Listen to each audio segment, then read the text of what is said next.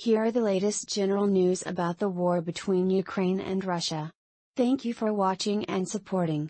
Canadian Prime Minister Trudeau visits Kyiv Oblast, set to meet Zelensky. The Russia-Ukraine war has now entered day 74 with crippling damage to civil life and infrastructure in Ukraine. U.S. President Joe Biden announces additional military aid for Ukraine. The British Ministry of Defense has stated that the war in Ukraine is taking a heavy toll on some of Russia's most competent forces. Canadian Prime Minister Justin Trudeau visits Kyiv Oblast, to meet Ukraine President Zelensky. Canadian Prime Minister Justin Trudeau is in Ukraine to meet President Volodymyr Zelensky. Trudeau administration press secretary Cecily Roy confirmed the Prime Minister is in Ukraine to meet with President Zelensky and reaffirm Canada's unwavering support for the Ukrainian people. UK PM pays tribute to World War II, Ukraine victims on V Day. UK Prime Minister Boris Johnson paid tributes to the fallen Ukrainian soldiers, and those who lost lives during the invasion of Russia in a recorded video message published on the occasion of victory in Europe. UK PM dedicated his tributes to those who've died and suffered in Russia's illegal invasion, and sent his respect and gratitude to those who laid lives during the previous conflicts that he said strengthens our determination to support the people of Ukraine. We won't forget the sacrifices that have been made over the generations to ensure peace and freedom in Europe, UK Prime Minister Boris Johnson said. Europe is observing the victory in Europe, V Day on May 8. That marks 1945 formal acceptance by the Allies of World War II of Nazi Germany's defeat. War in dangerous phase as Putin cannot afford to lose, CIA Director. CIA Director William Burns has warned that the war in Ukraine has entered a dangerous phase as Russia's President Vladimir Putin cannot afford to. Russian President Vladimir Putin is in a frame of mind that he thinks he cannot afford to lose. So the stakes are quite high in this phase, Burns said during an event in Washington, D.C. CIA director warned that Putin will not be deterred by the Western military support for Ukraine.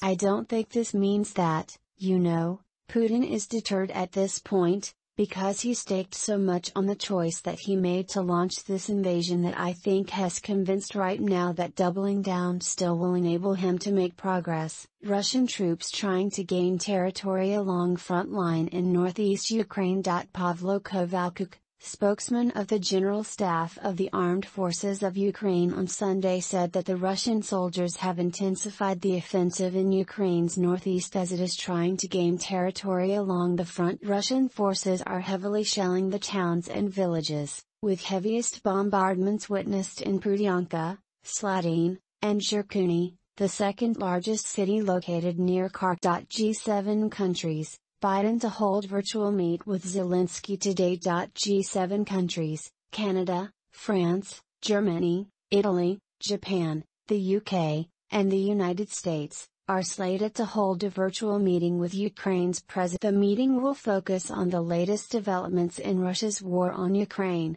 as well as sanctions package to deter Russia's aggression. White House release did not provide the exact time of the meeting. White House Press Secretary Jen Psaki said the virtual summit will be chaired by German Chancellor Olaf Scholz. Psaki added that the G7 leaders and U.S. President Joe Biden will show support for Ukraine and Ukraine's future, and will demonstrate continued G7 unity. Kyiv slams Russia troop joyfully reporting Popasna's takeover. After the head of Russia's Republic of Chechnya declared that Russians have taken control of the Ukrainian city of Popasna in the Luhansk region, Alexei Arestovich, an advisor to Ukraine's President Zelensky, contradicted. Arestovich slammed Russian troops of spreading propaganda as he refuted the claims that the city of Popasna has fallen to the Russians. Russian propagandists have joyfully reported that they have already taken it, but this is not quite how it is. This is their 117th capture of Popasna claim only this week, he said in a video on social media. U2 band invited to perform in Ukraine by President Zelensky. The Dublin band, U2 has informed on Twitter that they were invited to perform by President Volodymyr Zelensky in Ukraine. Bands such as Bono and guitarist The Edge also performed in a bomb sheltered as well to a crowd of fans including members of Ukraine's armed forces. They're killing our children and destroying our cities. They have no right to compete in sport. Ukraine national team boss Oleksandr Petrikov demands Russia gets a 5-year ban from football as punishment for invading his. Ukraine manager Oleksandr Petrikov believes Russia should be banned from football for at least 5 years as punishment for the brutal invasion of its neighbor. They're killing our women, our children, destroying our cities, so they have no right to compete in sport, said Petrikov, who warned the West that Russian advances will not stop at Ukraine if their aggression is not curtailed. FIFA has suspended Russian teams until further notice, while earlier this week UEFA banned the country's national and club sides from their competition. It means no Russian teams will compete in next season's Champions League, Europa League or Europa Conference League, while Europe's governing body also ruled Russia's bid to host the Men's Euros in 2028 and 2032. In my opinion, they should be banned for at least 5 years. 5 years, minimum. 1 year is not enough, Petrikov said. If we do not stop their aggression, they will come for other parts of Europe. It's not a peaceful nation, so, in sport, they should pay for it. The Ukraine squad gathered in Slovenia this week. For the first time since war began, they have begun preparations for next month's World Cup playoff against Scotland.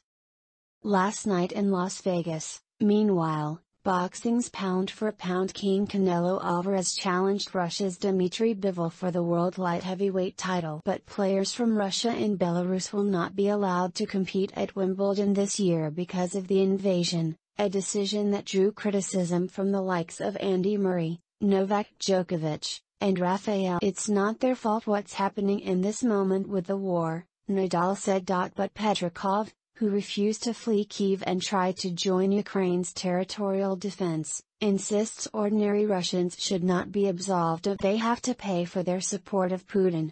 As we saw in the stadium, when Putin came there they applauded him, the 64-year-old said.